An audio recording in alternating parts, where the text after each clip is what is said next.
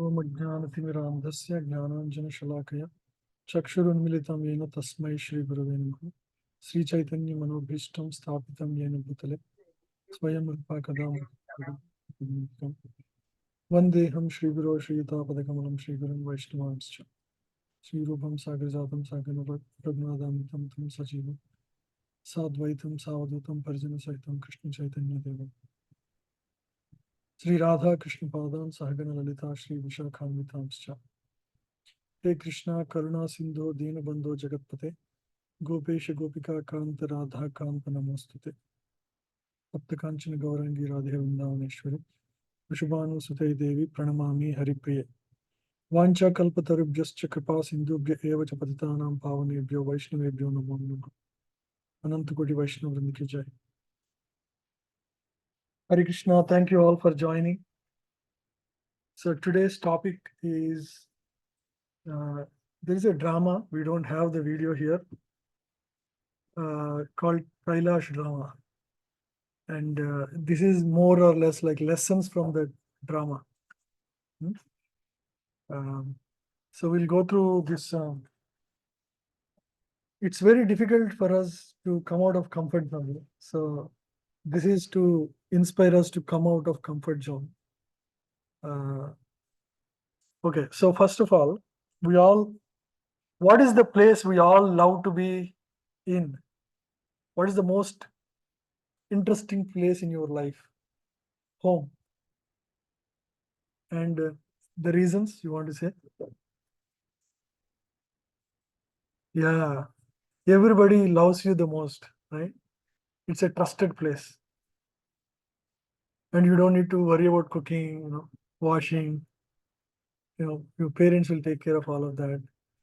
Um, in fact, I remember in my college days, even so I used to study in IIT Chennai. The day we get holiday, that evening itself, we used to pack. Sometimes we don't even have reservation. We used to go in like a, what is it? Regular general, it's just overnight journey. So that is how much we are craving for home. Wherever we may be, we may go for job here and there, but ultimately we all want to be at our home, right? That's what, that's where we are loved the most. We feel our comfort, and nobody judges us. You know, we don't need to worry about cooking, cleaning. Everything is taken care. So just like in this world, we have our loving parents who unconditionally love us, right? Do they have any conditions why they love us? Sometimes some of our friends love when everything is good on our side, and they may not be really friends when you're in trouble or things like that. But parents are your own sister, brother. They're ones who will be with you always because they have unconditional love. So, but this world is a temporary place actually. Even though your parents love you very much, they show unconditional love. We are a spirit. Our true home is not actually this material world. Material world is a temporary place. Again, just like our body is temporary, this world setting is a temporary setting. Our true home is where, huh? What is it called? Vaikunta. Kunta means what? Anxiety. Specifically, the word means anxiety. Vaikunta means which negates anxiety, where there is no anxiety. Generally, people are anxious always because they don't know what will happen in the future. But Vaikunta is a place where everybody is always full of joy. Hmm? So that is our true home. Just like we call our home, our parents' home here as our true home, Vaikunta is our true home, where we have unconditional love from the Supreme Lord. And also so many devotees around us, right? It's a place of purity where everyone is humble and everybody thinks everybody else is better than them in serving Lord. And everything is centered around God. Everybody is there just to give joy to Lord. Right? And there is no the problems that we know here, like anger, envy, false prestige, those problems are non-existent there. Everybody is satisfied in just serving the Lord. And not even human beings, even animals and even trees, plants, they're all full of life. Um, Even the most beautiful fragrant flowers bow down to a plant like Tulsi because they know Tulsi is a great devotee. It is mentioned like that in Bhagavatam. And even animals like lions will be there, but they just drink milk and be happy. They don't, there is no fear between animals. Like deers won't be afraid. They will be all singing together. That happened when Lord Chaitanya was here in this world, in Jharkhand forest. When he was going in the forest, all the deers, lions, they all come together chanting and crying, and they all hug each other also. So, so that is the atmosphere of Vaikuntha. There is no enmity. Everybody is there. This world is a reflection of that world. It's like a shadow of the original place. So here there is shadiness, but there it is all, you know, that is the description of Vaikuntha, and that is our true home. We all ultimately should go there. The whole this whole atmosphere is created so that we get inspired to go there. Right?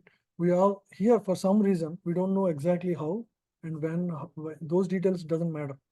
If you are suppose you are it's a hot sunny day like in India, your feet is burning. Would you care why you are outside on the sun? You want to just get into a shelter where there is no heat, right? So similarly, why we landed here is secondary. The primary thing is how we should get out of here, right? So that is where the wisdom of Gita, saintly association, all these come to our help. Yeah. So further description is here, the real home. Vaikuntha is described here. Um, there everyone is friendly for the service of the Lord. Everyone praises another's service to the Lord and never proud of his own service. This is the way of Vaishnava thinking, Vaikuntha thinking. In the Vaikuntha planets, everyone appreciates the service of others. Since everyone is a servant of the Lord, everyone is on the same platform and is allowed to serve the Lord according to his ability. You see here, all the animals are around here, Lord Krishna, they're all happy to serve. So this is the Vaikuntha atmosphere. Hmm? Mhm. Mm. Soul do not means like somebody is going into back into the so this second God is not one. Only soul is living. So everyone has like every living thing has a soul. So after going to that, so how will you differentiate between this is a human soul, this is a human soul? It cannot be differentiated, right? No, it's not like that. So the soul has a swarupa. Swarupa means its own form, spiritual form. But when it is in the material world, that form is not manifest. It is manifesting the form of the body that is according to the material desire it has right now. For example, you have a desire to enjoy eating non-veg. You have a body of tiger, given, awarded, according to the time of your death, what is prominent in your mind, that kind of snapshot is taken and the body is given. So you have the soul has manifest the material body according to the material desire in the material world, right? It continues to do that. But when it goes back to the spiritual world, when it completely dissolves its subtle and gross body is dissolved and subtle body is dissolved, it truly manifests its true nature. It has its own swarupa, means original form, spiritual form. That same spirit expands its spiritual body and become part of the spiritual realm. So it could be whatever it is. It could be a plant, tree, whatever, but it will have its own swarupa. Hmm?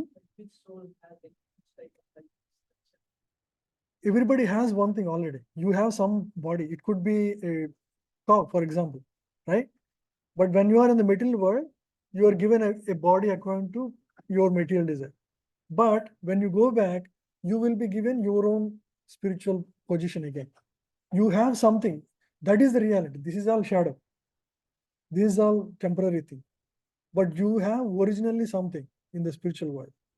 So what you have here is like a dream. So when you go to dream, sometimes you become a dog, Sometimes you think you are a butterfly. Sometimes you may become a tiger. But that is only until you wake up from the dream. So similarly, when you wake up from the material world and land in the spiritual world, you become what you were originally. So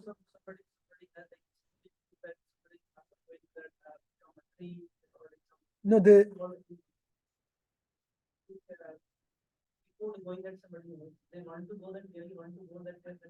yeah, because you knowing that means you are already fully realized actually. So it's called Swarupa Siddhi. It happens when you perfect your bhakti process. You know exactly what you are in the spiritual world. Right now, we are nowhere near that. But when we get there, we will know what is our Swarupa. And you would be just waiting for getting there. It doesn't matter what that position is, but any situation in the Vaikuntha is full of bliss. So nobody thinks whether it is, you know, do I want to go? It's not like that. If you are in that state of consciousness, you really want to complete this business fast and go there. Yeah. So the main point is spiritual soul has a spiritual body in the spiritual world. But when it is temporarily roaming in the material world, while its material desires are getting fulfilled, it will go through various material bodies according to what is prominent on its mind. And it's a temporary state. And when it goes back, again, it will retain its original spiritual body. Yeah. Makes sense, right? Yeah. Yeah. Okay. So yeah. So there is this asatoma sadgamaya, tamasoma jyotirgamaya, mrichorma amritangamaya. Mrichorma amritangamaya means from the place of death, rise to the place of full of life. Amritam means, yeah. So that is actually the inspiration for us to go back from to the material world to the spiritual world. Yeah. So from the death to the world of immortality or Vaikuntha, or to go from the world of darkness or ignorance to the world of wisdom. This is a place of darkness. This world is called a place of darkness because middle world, if you just remove sun, right, it's just a dark dungeon place. Because there is one bulb arranged by Lord because he's so smart. Just fix one bulb, right? Sun. And the whole, you know, universe is taken care by that one bulb. But otherwise, this is a very dark dungeon place. Yeah. So this is the ultimate goal of life, to go back home, back to Godhead. That is our real home. So all that we do here should be a practice to go back to that place again, right? Hare Krishna. And to go there, what is the inspiration? It is the saintly people like Narada who come here. Narada comes and many other saintly people come here. Jesus came, for example, or many acharyas like Adi Shankara, Sri Chaitanya, Ramanuja, right? They all came because they come from that place. They know exactly what that is. And through their association, we get inspiration to go back. So this story is, the Kailash drama. The story is from the story of Narada again. Yeah. So what is association? We discussed this, in the week before Mrigari's story also. Association means three things. Association means associating, especially with saintly people. Like we have a great guest last week, last to last week, for example, like Harivilash Maharaj. So like that, when we have association, three things happen. One is spiritual discussion. They speak because they have conviction, they have clarity, they speak. And then when they speak, there is knowledge transmission. Right? Spiritual discussion leads to knowledge transmission. We all understand more about now. For example, today we learned about Vaikuntha, right? So what the living conditions there are. And then finally it leads to heart transformation. Today our heart is somewhere. It could be in getting job or whatever the temporary material needs will preoccupy our consciousness. But when we learn about the ultimate reality, the purpose of life, then we actually, you know, focus more on the long-term goal, our real goal. And these temporary things will, they won't really bother us too much, because we know ultimately we all have to die, and the best thing is to go back to God, right? So, so then it brings that clarity in our life. Association leads to spiritual discussion leads to knowledge transmission, and knowledge transmission leads to heart transformation. So that is the goal of attending all these classes. Ultimately, it should lead to our heart change, understand the purpose of life and focus on that, because otherwise material energy is so strong, it keeps on distracting us, and we keep deviating from the main goal. So it keeps our direction proper, right? It keeps us in the radar of purpose of life. And the saintly people like Narada, they are sadhus, they know exactly what is spiritual world, what is the purpose of life, very clear, 100%. There is no question for them. So they feel very sorry and compassionate for people of this world who are unsure about the purpose of life. So they feel sorry for the suffering of the children of God. That is this reason we see, Jesus, like for example, he sacrificed his life. Or we see saintly people like many in Prabhupada recent times, who actually went to West so that he can teach the wisdom of Gita to the world around. So the sadhus consider it their foremost duty to liberate such souls from the reincarnation cycle of birth and death, and dispatch them back to Vaikuntha, the eternal home of all of us. Right?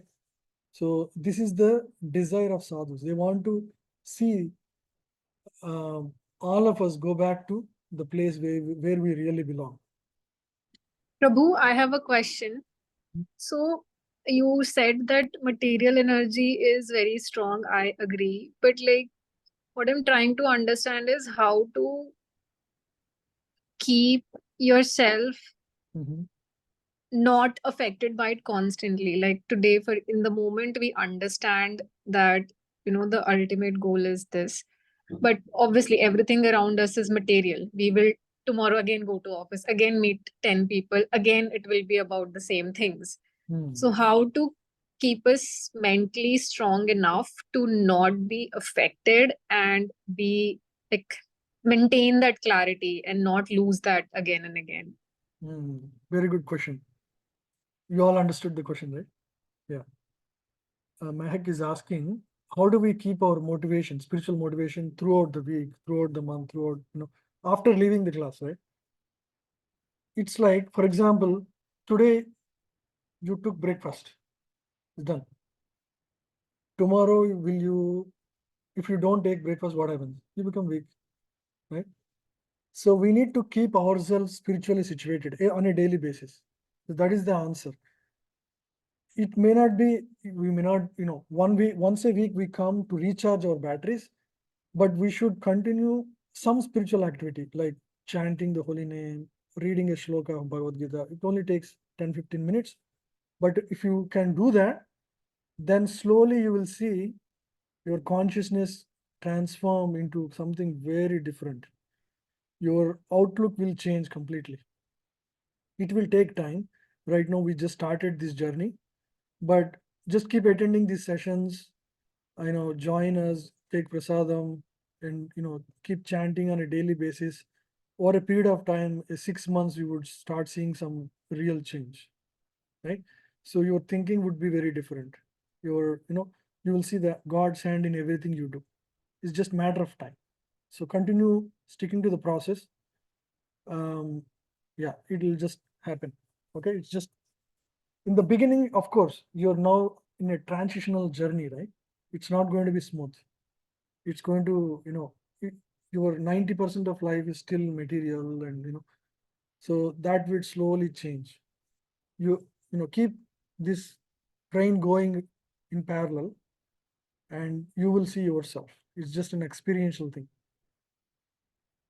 Okay. Yeah. Thank you. So the main point is continue to have something spiritual going every day, chanting, and if you can read, or you can also hear something small. Maybe we can start sharing something that you can read or hear on a regular basis. Yeah. So here is a question. Which ones among the following denote the nature of Vaikuntha? Freedom from birth, death, old age, disease, and death. Yeah. So this is the nature of Vaikuntha, correct. So second point. Freedom from service, work, speech, and thought. It is a still world of silence. No, absolutely not. It's a every walk is a dance there. In the spiritual world, every walk is a dance. Everybody is full of joy. Uh, in this material world, even your own personal home is a place of joy. And what to speak of your real home in the spiritual world. So that is even more joyful. Freedom from enmity, envy, hunger, and anger. That is correct. Yeah. Perishable personalities and imperishable commodities. That is this place, not Vaikuntha. So A and C. What do sadhus feel sorry for? Let's see. Narada Muni. Living entities have forgotten Krishna and chasing for happiness in world of Maya. Yes, sadhus feel sorry for this. Living entities are collecting money and goods, constructing buildings and factories, and have no time to offer some selfless service to society. It is not really correct because we cannot really do selfless service to society in this world. Because, for example, we, uh, if suppose, your hand is there, right? Your hand cannot serve other hand, for example. They're all parts of one full body. The center should be known, right? If suppose you have a kaja here, right, and badusha here, can you give badusha to this hand and make it happy? No. When both the hands feed the stomach, then there is satisfaction for both the hands. But so the real service, when it is done to with Krishna in the center, then you really become, truly satisfied. All the other services, many people we have seen, they sacrifice their whole life, in serving their country or their family.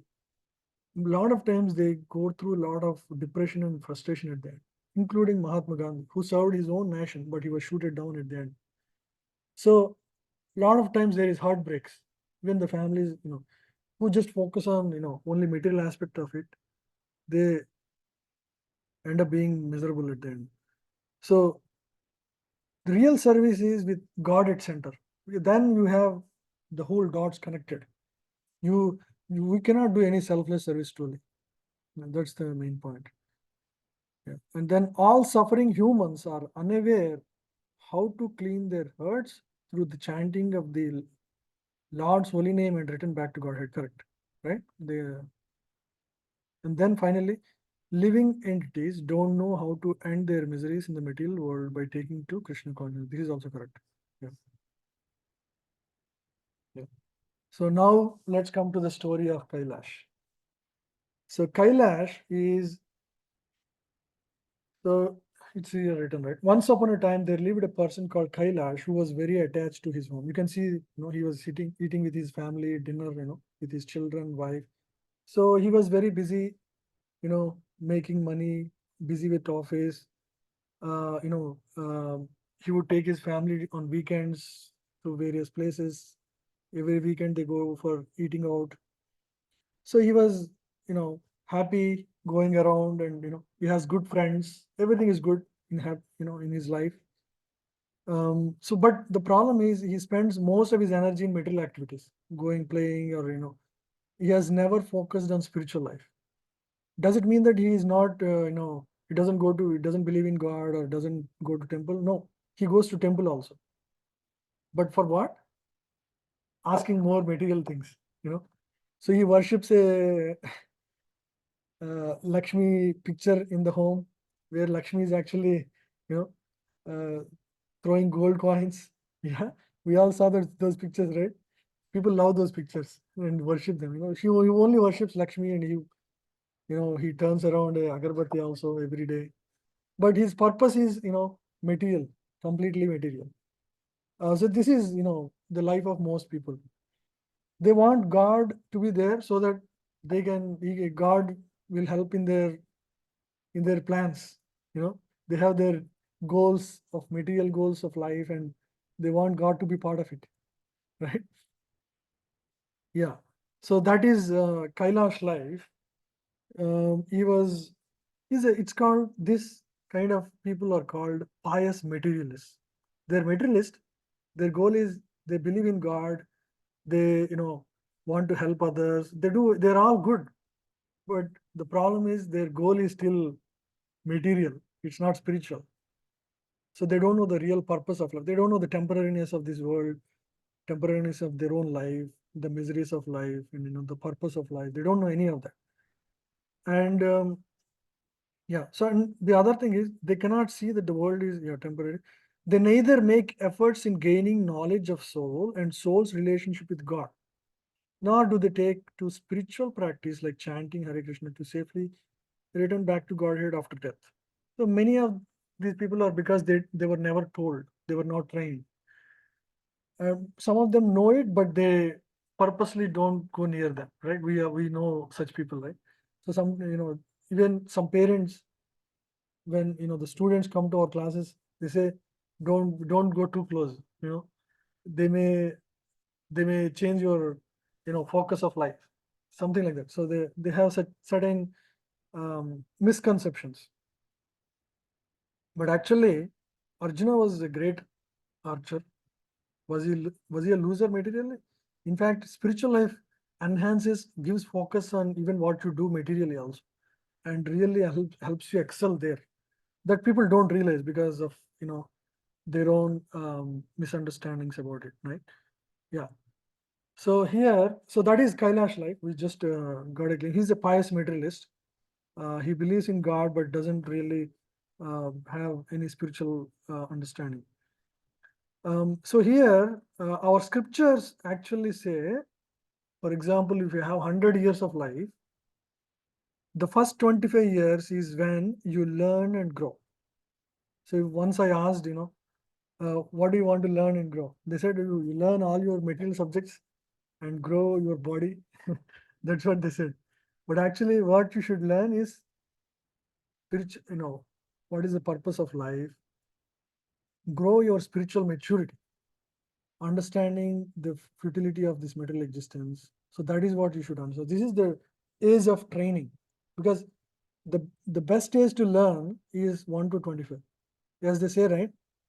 Uh, Old dogs, no, they cannot be trained, right? What is it? There is a word saying, you cannot teach to an old dog, something like that. Yeah, yeah, it's like that, And also, you cannot train. You cannot teach new tricks to old dog. I think something like that.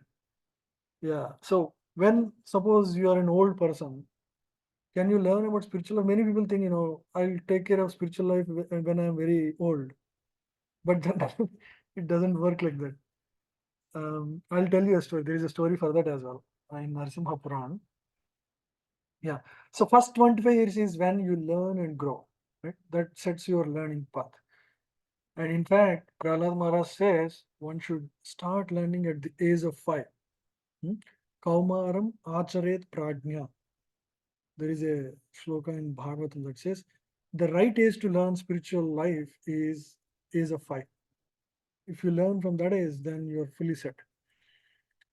And then 25 to 50 is the time when you engage and earn.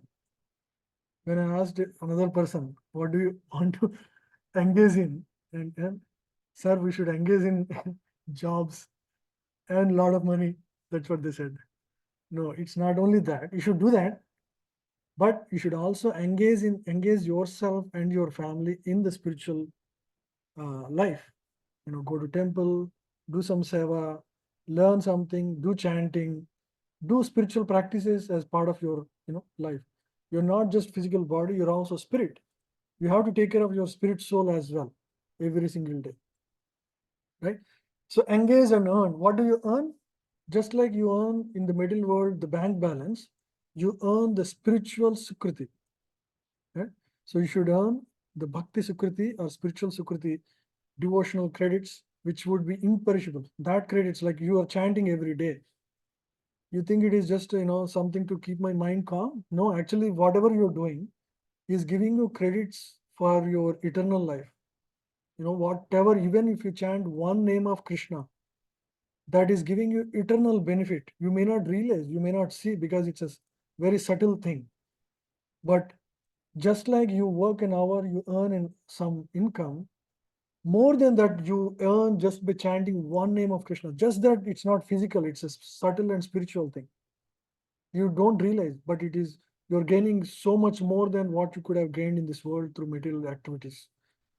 So that is the to engage spiritually and earn spiritual credits. That is the says. That's the main focus. You do duties and keep your life going, but that is the main focus. And then, so these are actually stages of life. As there is this brahmacharya, grihastha, vanaprastha, and sannyas. These are the four stages. And the first is called brahmacharya 1 to 25. 25 to 50 is grihastha, where you enter family life, engage your family in spiritual duties. And 50 plus onwards, you should focus more on detaching. Means if you have a business, hand it off to your children and focus on, attaching what. So when I asked this detach and attach, what people said, maybe you'll be bored with your job. Now you try to get a new job. Detach from old job, get a new job. No, it's not just that. It is actually detaching slowly from the material engagements so that you can completely focus on spiritual life, right? So detach from material activities and engage in spiritual activities. So, like studying Gita, chanting the holy name, visiting holy places, associating with saintly persons, and awakening love for Lord Krishna. So these are the activities one should be engaged, attached. So we should be attached to that. And if you do that, such parents earn respect, affection, and admiration of their children. On the other hand, many people just hang around, they're grown-up kids, and they'll watch TV and tell the what is going on in the neighborhood. So that's useless waste of their own time and also not beneficial for the.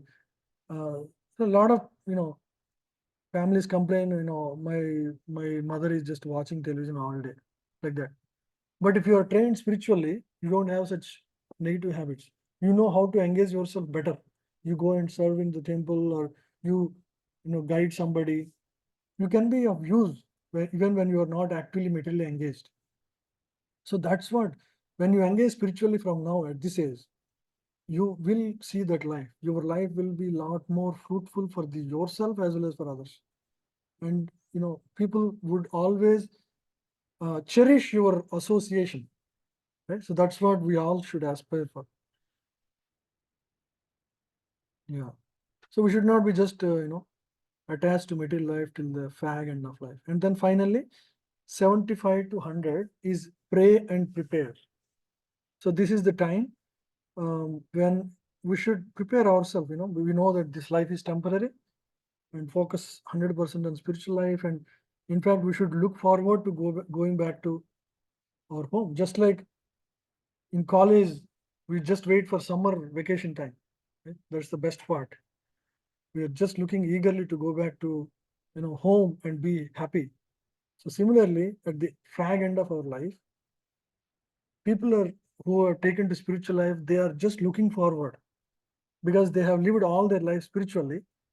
Now they are just looking forward for the transition to go back to God. So they are not miserable. So that's a great thing. In today's world, who can say I'm happy as a 75-year-old? Nobody actually, other than those all of you, because you are all spiritually trained. You know what is the purpose of life. This is, I'm just going back to where I come from, right? So that's such a great thing. Nobody can offer such a thing. Yeah. Tyaktva deham punarjanma naiti mameti Arjuna. Krishna says. Arjuna,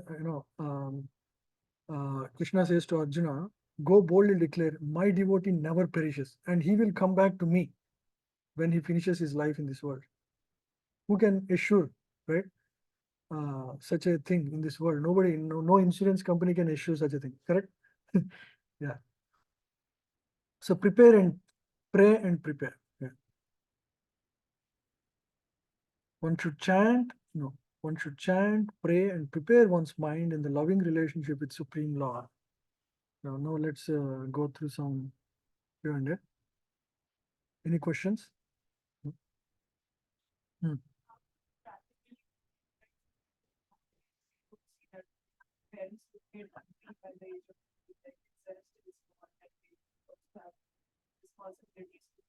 Hmm.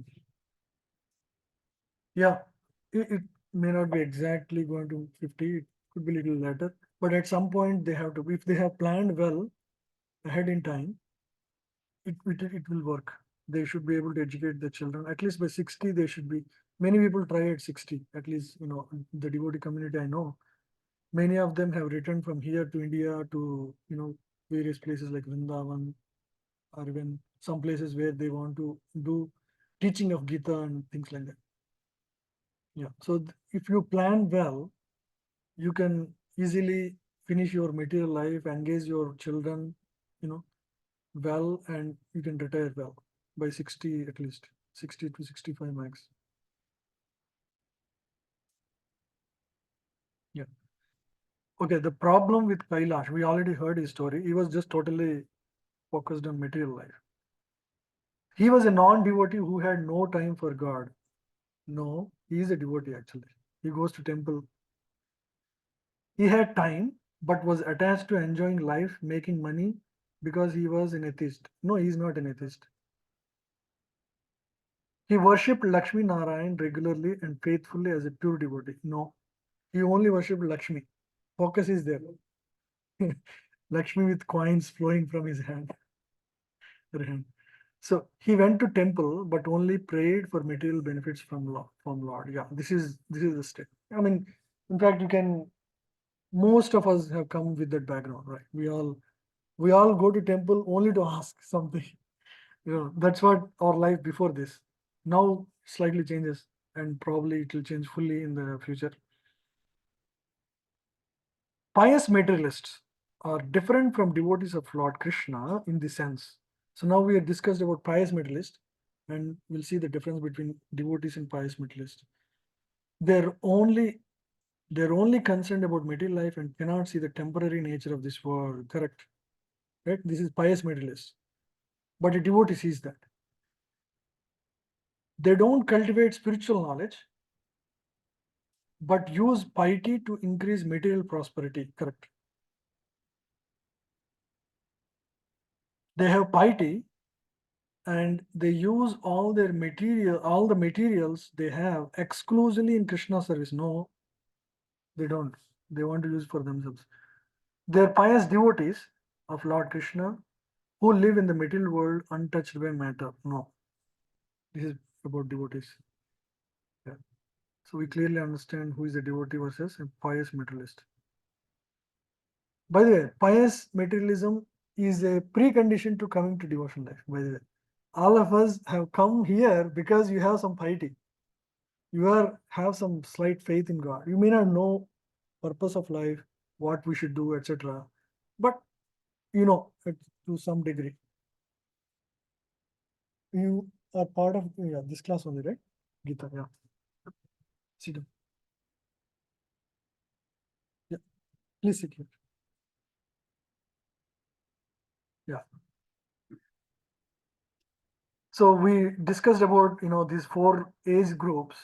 First is learn and grow, engage and earn, detach and attach, right, from material life, and pray and prepare. Now let's answer these four categories.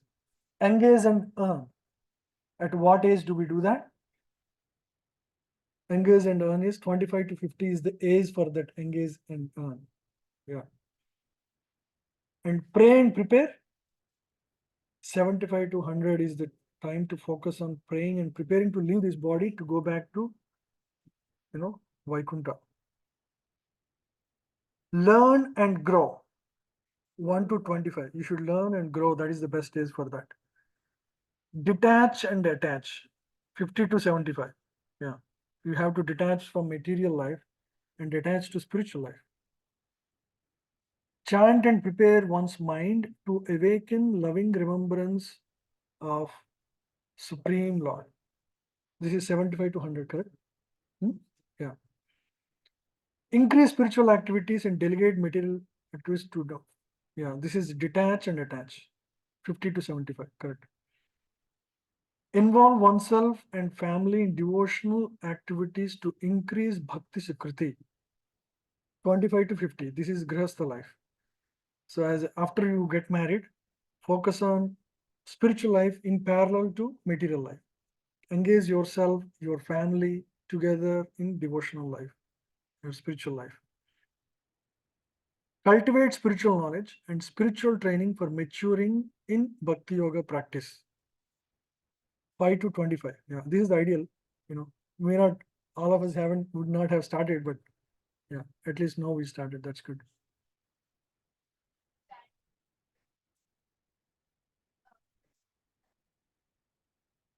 Stand and prepare. Which one? Chant. Oh, chant and prepare one's mind. Yeah, this is the, I think, the 75 to 100, right? Yeah, of course, yeah. We should actually start. I mean, even here yeah. So from learn and grow itself, we should start. That's what we discussed, right? Yeah, but that is like final, completely 100% focused. 100%. Now, right now, you have to balance your material life as well, right? You have to continue to live in this world, engage in various duties for your towards your family, children, society. In parallel, do that. But that time, you just focus 100%. Yeah. Hmm. Speak loud. Yeah.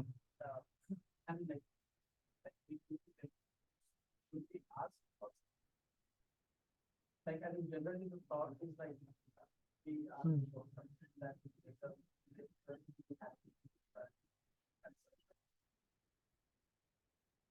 Yeah. So we should go according to what our state of consciousness is.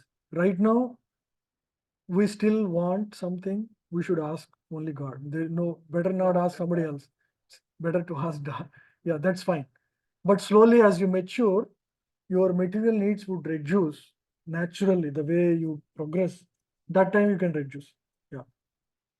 Yeah. So there is no need to hide and act like you don't have any material desires. Okay. We are not there yet. We are all learning. So it's better to openly speak, express yourself and ask for what you want only from God. Yeah. Yeah. That's, yeah. So don't postpone spiritual life by always choosing snooze more. Right? Just like when we wake up in the morning, we always snooze the alarm. Like that. Now let's hear back the story of Kailash. Kailash, as we discussed, Kailash in the beginning, we discussed, some of you have attended, joined late. Kailash was a grihastha, a married person. He's a pious person, but who only focused on family life, merrymaking, going on weekends outing, and he's never focused on spiritual life. He's a pious person. He would worship God, but only for helping in material situation, but not, he's not situated materially. So what happens was, one time the great saint Narada visits Kailash. So, and he says this, Lord Vishnu has sanctioned me permission to bring anyone to Vaikuntha. And if you wish, please come with me. I'm going to Vaikuntha, the kingdom of God, and I will take you with me. What? Kailash got shock of life. He says, sorry, sir. My children are very young now. I have to take care of them. Maybe later. Kailash was, hesitant to. I mean, he has a reason for it. Let's continue. Yeah. So the saintly people come in our life God is kind enough to send saintly people in everybody's life actually. It's not only him, we all got the association. And when we become sincere, more and more sincere, we kind of get this kind of association, opportunities, the opportunities to learn Gita, etc. Yeah. So just like a child is more interested in playing all day and not studying his subject, similarly, people in this world spend all their life running here and there, doing this and that, but do not pay attention to spiritual duties in human form of life. Right? Just like a child, right? If you ask him, come back, study, they are not interested at all. How much ever you let them give time, they will never come. I have seen my own daughter, right? She would do some, play, and she'll say 1 hour only. She'll keep the time, but never ever she followed that. We all know from our own, life. Yeah. So unfortunately, if you're not trained at a right age, like you're all trying right now, you're learning about it. When Prabhupada came, visited this Western world, he would see that even old people who are in 70s would go to nightclubs and spend all their time watching, playing, gambling. They'll never, at old age, they will never change yourself to focus back. People think, I'll do this later. Spiritual life will never happen. Just like a child, he'll never do homework. He'll never interested. See, similarly, but that's a short span of time. The same thing happens in a longer span of our own life. Okay? Yeah. So, and life keeps on throwing responsibilities at every stage of life. When you are very young, you want to study in a good college, get a job. That is your focus. 1 to 25, that is what takes all your energy, time, focus, consciousness. 25 to 50, are you free, sir? No. I'm now busy getting married, getting a good job, getting a pay hike, saving money, visiting marriages, visiting so much, right? There are always all these other material responsibilities that take over our consciousness. Hmm? And when you go further, now you have to marry your children. That's also there. You have to grow your children, make them educated. Right? That's also there. That's also running in the mind all the time. So many people think, let's things settle and then I'll chant, I'll read Gita. I don't have time now. People think like that. It's like saying when the waves of the ocean stop, I'll take a dip. Will it ever happen? It will never happen. So in whatever situation we are in, we should add spiritual life. Whether you're happy, whether you're miserable, doesn't matter. So that thing will go on. Material life keep on giving ups and downs.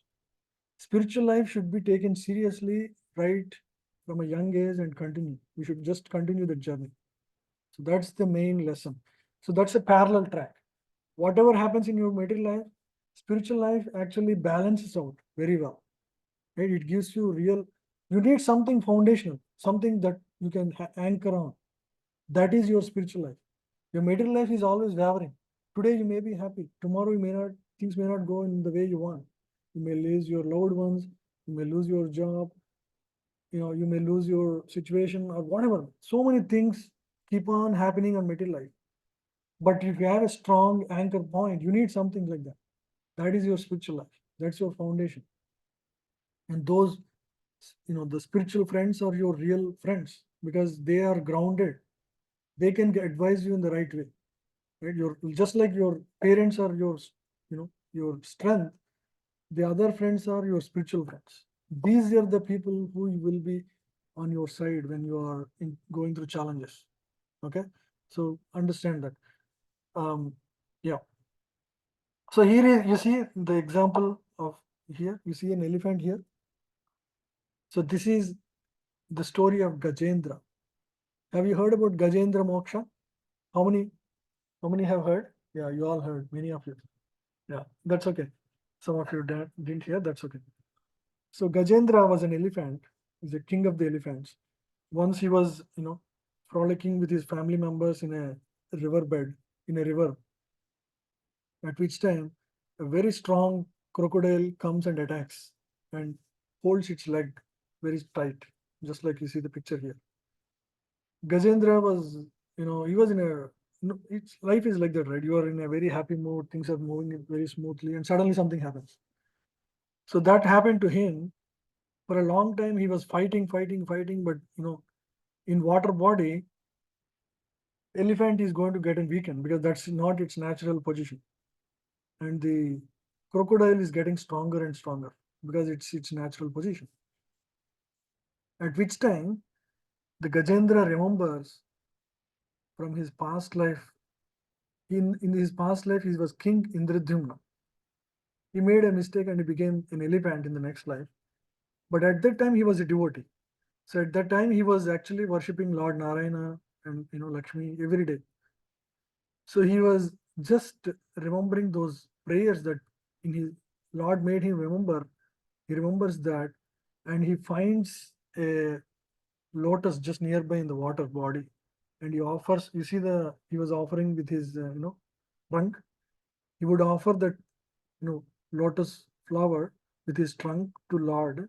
At which time Lord Narayana comes and saves the elephant in his Garuda. Right? See that. So like that, even in such tough situation, just like Gajendra was taking shelter of Lord, even if our material situation is not favorable, sometimes it will be favorable, sometimes it may not be. In fact, if you are taking the spiritual life, spiritual life acts like a shield for you in a big way, but still the challenges will be there. At that time, we should continue, just like Gajendra is doing here. That's the lesson here we learn. Yeah. Even Arjuna was a warrior, right? But he remembered Krishna at every moment. As Krishna taught him, Mam Anusmara Yudhyacha. In Bhagavad Gita, Krishna says, how do you fight? By remembering me all the time. How do you remember all the time? It's very difficult, right? How can you remember when you are, working at your job? Can you remember Krishna all the time? But then how Krishna says this? Hmm? Yes, following his instruction, correct? Yeah, that's you like whenever there is an opportunity, you can chant the holy name. Right? You may not be 100%. Um, it's in the backdrop of your mind. That's what it means. There is one gross example. It's not a very good, not a good subject, but makes us understand what that means. Suppose a married woman has a paramour, a lover outside her marriage. Right? It's not a, like I said, it's not a good example, but makes us understand the subject better. If if the paramour and the wife would do her duties very well at her home so that her husband do not doubt. But when doing all those duties, what is in her mind? The paramour. How strongly she remembers, because she is doing everything so well only so that she can meet and talk to her lover, right? Or whatever. So similarly, when you have Krishna, just now take that negative example, take Krishna as your lover, for example, right? You do all your duties so well that you are just looking to, chant your holy name or attend a spiritual kirtan, whatever, right? So that is like remembering Krishna all the time. Now you see the thing. When you love somebody, you always try to remember that person. Always comes in your mind. Just like if you love your child, doesn't your child come all the time in your mind, right? So that's an example for us to understand. So that's what this means. Remembering me, fight the battle, O Arjuna. For example, Arjuna was confused in the beginning. What did he remember immediately? Krishna only. He went back and asked advice. What should I do, Krishna? I don't know what. I'm like completely broken down. I don't know what to do. Yeah. So now let's come back to our Kailash story. Kailash, first time, Lord, Narada Muni came and asked, he said, I have small children. I can't go now. You know, come back later, right? Now, several years later, Narada returned and asked, Kailash, are you ready to now? Now that your children are settled, are you now coming back? Kailash replied, sorry, sir, but now I have my grandson to take care of. Now he already, his children have grandson, children have children, so he is. Also, everyone at home needs my guidance. I cannot come out. So every time there is a reason, for Kailash. So Kailash eagerly showed his grandson to Narada and told him how he spends his morning walking the child to park. Kailash was continuing to be enthusiastic in micromanaging his sons in their business.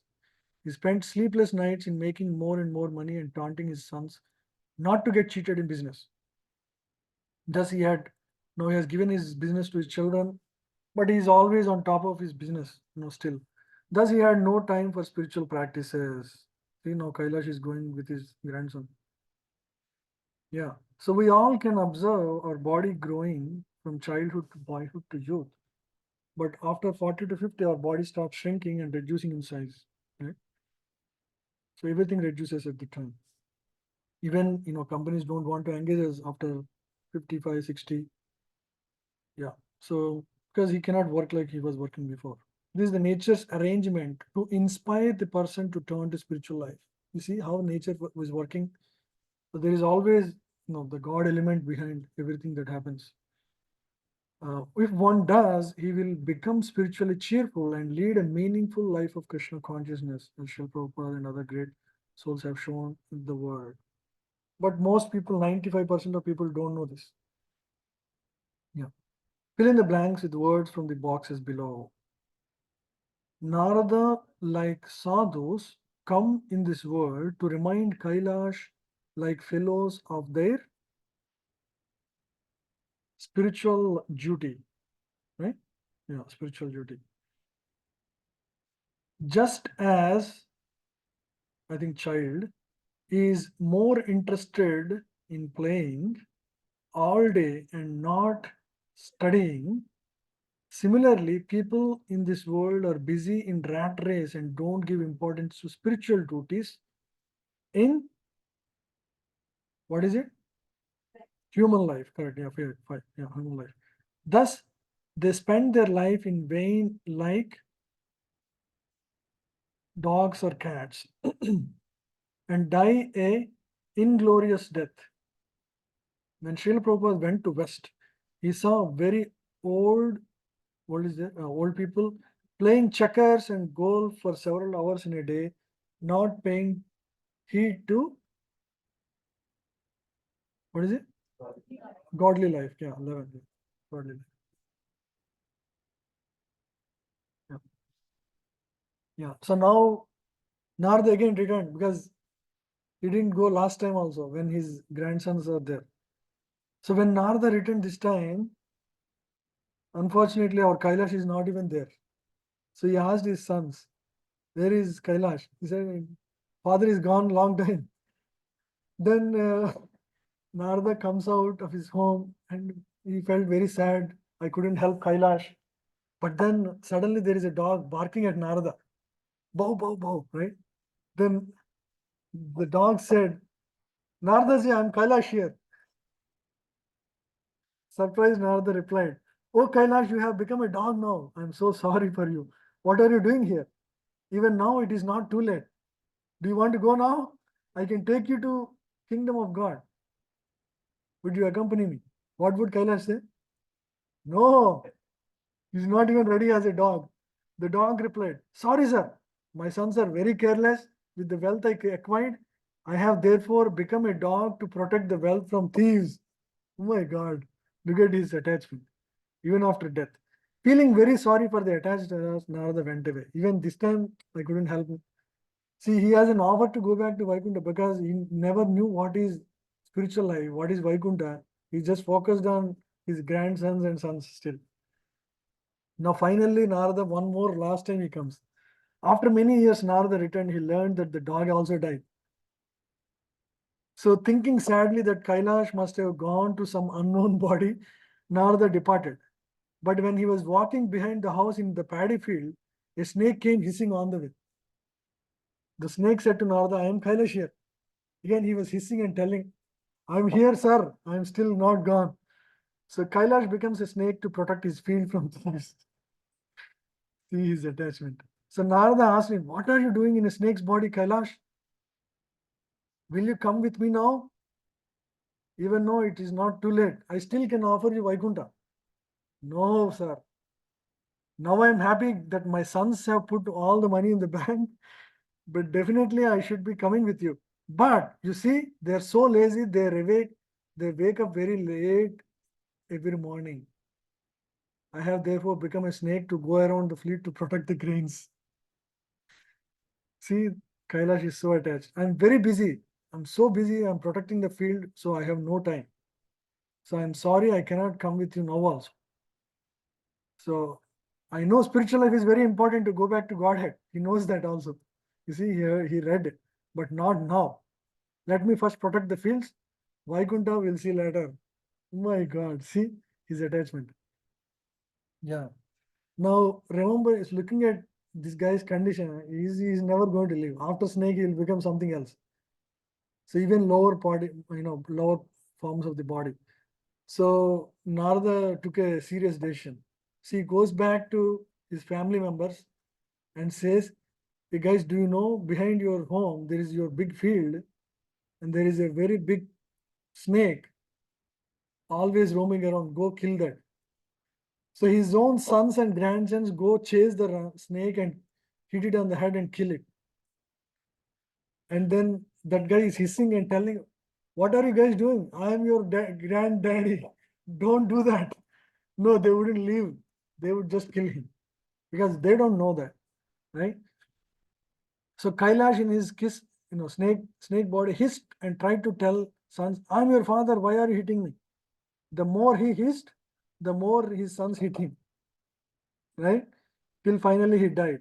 While dying, the snake, Narada, and in his next life, he became a great devotee because of Narada's grace. Because Narada was there in his life, Narada was kind enough to actually dispatch him to Vaikuntha because, not Vaikuntha actually, because you still need to complete your spiritual life. You cannot just get free credit because you have Narada in your life. You have to come back, lead your spiritual life, and then go back. You have to finish your business. So he becomes a great devotee in the next life by Narada's grace. So what do we learn? So what is the mistake in Kailash life? Attached. He never balanced his life spiritually. He completely ignored the spiritual dimension of his life. So lifestyle balance to be happy now and forever, right? Yeah.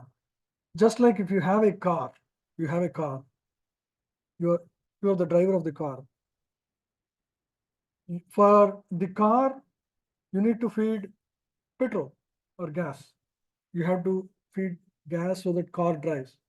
But that you cannot feed gas to yourself. So you eat regular food so that you sustain, right? So similarly, for our bodily sustenance, body is like car. Just like you give gas to car to maintain it and do servicing to maintain it, for you yourself, which is you who you really are, you are a soul. You need to take care and nurture your soul as well, equally important, right? So just like you take care of your car and yourself in two different things, you take care of your body. That meant you do your duties, material duties, take care of your parents. You know, you have all those things. You should do that. But in parallel, you should also take care of your soul. That is equally important, right? Yeah. So bodily necessities are there, but if you simply look after the bodily necessities and do not care to look after the necessities of the soul, that is foolish civilization, no balance. Yeah. So here is an old lady, you see, you saw the picture there, and she has a nice parrot. The parrot is kept in a golden case, but unfortunately, she is so enamored by the case Every day she would polish the case nicely, take out all the dust and keep it very nice, look nice looking. But she would never feed the bird in the case. What happens? Slowly the bird became very weak. You see the bird almost falling off the case, right? So similarly, that's what exactly Kailash did. He was 100% focused on his material necessities, material needs, material, you know, life. He never focused on spiritual part of his life. Yeah. So we should take care of our spiritual life. Yeah. Suppose a man is very comfortably situated, does it mean that he will not die? No. One must know that what is necessity of the body and what is the necessity of the soul. The real necessity of life is to supply comforts to the soul. This is the main, not just the body. We only care for the body right now.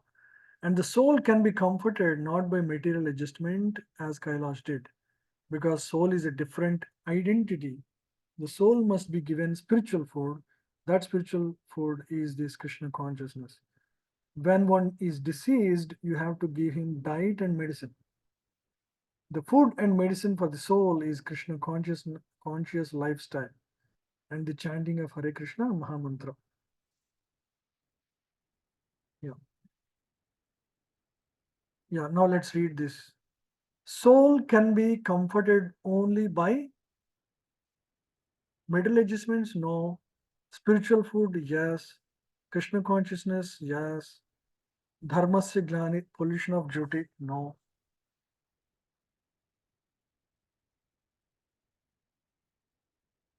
No balance in life means polishing the case and ignoring the parrot within, yes. Servicing the car and not feeding the driver. Keeping busy in bodily comforts one after another, yes. Middle life will keep you engaged all the time. Looking after the bodily necessities and ignoring the needs of soul, yes.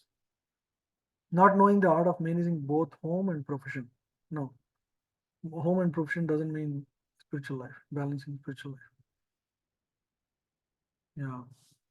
Material attachment versus being responsible in one's duty. Yeah.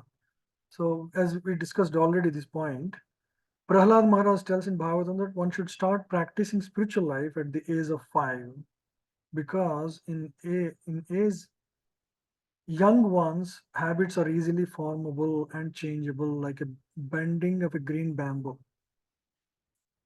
When the bamboo becomes old and dry, it is very brittle. It breaks. But when it is very fresh, young, it can be bent in the right way. Right now, we are at a very young age. We can learn and change our lifestyle. But when you become very old, you cannot really change much. People think I can start spiritual life when I'm 50, but it never happens. People fail miserably. Yeah. So in Narsimha Purana, there is a story. You can see this old man here. Um, Once upon a time, there was a retired father. He has engaged all his life in business, and the children send the father with a pandita to visit all the holy places, right? So the pandita one time he takes him towards the end of his journey. He takes him to Manikarnika Ghat in Varanasi. It's a place where all the dead bodies are burnt. And when Pandita took the old man there, right? So he hoped that the old man will now completely focus on spiritual life because he's almost very old. He thought he will develop some detachment from material life, material world. But when the old man saw this, burning dead bodies, right? He started crying immediately, as if Smasan Vairag came. But actually, you know what he said? See, I wasted all my life running a textile store. Instead, if I did business of selling wood, my business profits would have shot up 100 times more. This is what he was thinking. Even even at that old days, right? So it's very difficult. Old habits die very hard. Right? If you don't learn spiritual life at a very young age, it's very difficult to change at a very, old age. Yeah. So he would give reasons also why it's important to start the wood business. Saying this, the old man returned home and told sons to wind up the textile shop and open a wood shop. Look at his, attachment. Yeah. So you see, looking how old he's looking. The sons were shocked and frustrated. Therefore, if one does not cultivate spiritual knowledge from early age, detachment will not suddenly arise in old age. Yeah. Yeah. So once, this is we learn, we have to learn. So the lesson is we have to balance our life from young age. Spiritual life should be part of your life from a young age. Yeah. So pious give excuses for their attachments, right? We saw the story of Kailash, how he would have so many excuses. One time, Narada Muni came to material world. He saw in Kali Yuga, everybody is going to temples. All the Durga temples are full of people. All the Krishna temples. Everywhere he goes, everywhere he's seeing people are flocking the temples. He thought this is a great opportunity. I can take all of them to Vaikuntha. So that's what Narada Muni thought. He was always spiritual, right? He thought, people are becoming pious. Is it Satya Yuga or Kali Yuga? He had a doubt, almost like that. But then, he went to some of the people and asked, you you look so pious and you're so devoted. Are you interested in going to Vaikuntha? Said, no, sir, I'm busy now raising my children. And similarly, everybody said, I just, have my children got married. I have to take care of their children now. Like that, everybody is giving excuses. So people keep giving excuses like that. You see here, somebody, I wish to see the grandson and close my eyes. They say like that, right? A lot of people, oh, my daughter is yet to be married and settled. Oh, I take my grandson for a walk, and once he is married and settled business, I'll be free. But they'll never be free. My son is abroad, but both he and his wife are working. They need me in USA to take care of my grandson. Like that, of course, you need to help, but doesn't mean that you completely do that and no spiritual life in your life. Yeah. So at last, one man said, "Yes, Narada, I am ready to come with you to Vaikuntha, but tell me when are you coming back?" No, he's still attached, so he want to come back. Narada said, "One who goes to Vaikuntha never returns back to earth. Yad gatvan vartante tad dhamam paramam mama." So that is a shloka in Bhagavad Gita. Krishna assures, once you come to my dhama, you are not returning. Krishna is assuring. You see, who can assure like that? Yad gatvan vartante tad dhamam paramam mama. When the man heard, he also said, "Then sorry, I am also not coming. I have too many things to do." So nobody is coming. Narada's desires were not fulfilled. Plans were not fulfilled. Yeah. Yeah, I think this is similar story. Yeah, this is another story. Like old people become too attached. Sometimes, a grihini or the wife in the home, she would tell, see, your son is asking Horlicks, you are asking coffee, and your father wants ask for tea in the morning. I'm not able to, make things for everybody. I'll make just Horlicks and everybody should drink. The grandfather becomes very upset, and because he's not getting his tea, says, then I'll leave. Immediately the wife in the home, she says, she okay, silent. She goes silent because this guy is asking so many things. The father-in-law and husband also would stay silent because he knows the situation. He knows the demands. Then the father becomes little doubtful. What will happen now? He already told, I'm leaving. He goes out, and by the evening he comes back and says, I'm needed because my grandsons need me to go out. you know so like that, because he's not really detached, he's just played a drama to see if if his son would come his side. So this is the story of many old people. They're very attached because they are not spiritual minded. This is the life of many old people. So you see, my grandson cannot live without me, therefore I'm back. He's back. Yeah, in this way, people get attached to home and comforts and remain absorbed in material duties and pay no heed to spiritual responsibilities.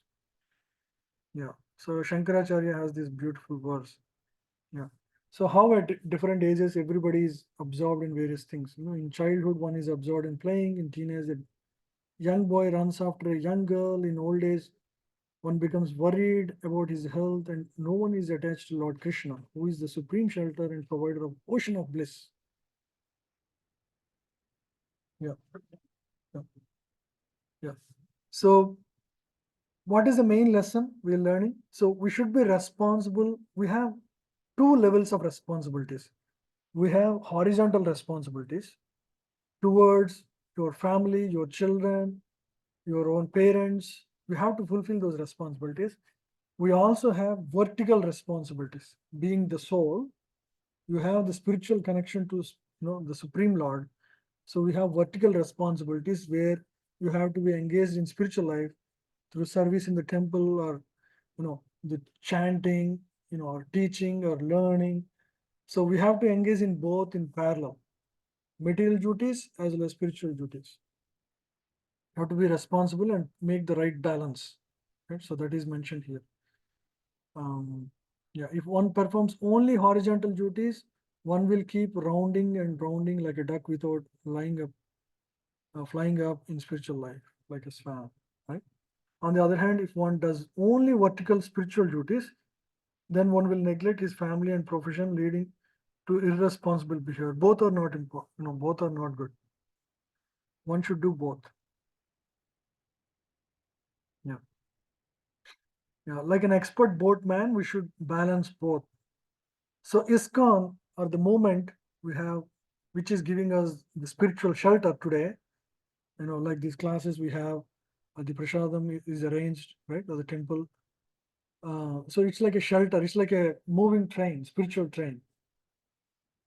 You have to engage in your material duties, but if you bored out of the train, sometimes get enamored. For example, you came out to uh, buy some chicky in a station at which the train stopped. You came out to buy some chicky. You're talking to him about various types of chickies. In the meantime, bus left, sorry, train left. Then you miss the purpose, right? So the lesson is stay connected in spiritual life, and from your train you can look for other things, like maybe there is a vendor selling, you can, but don't get out and get distracted. Right? That's the lesson. So you see the person here, he missed the train. So we should not miss the train back to Godhead. Right? Keep your foot grounded in spiritual life and take care of your material duties. By the way, you will get full help when you are engaged spiritually. You get all the guidance and support from Lord Himself directly. That's the experience of everybody. So don't disconnect and lose the chance. Yeah, I think we'll end here. Yeah, we're already over time. Any question? Otherwise, we'll spend 5 minutes chanting, and then yeah, we'll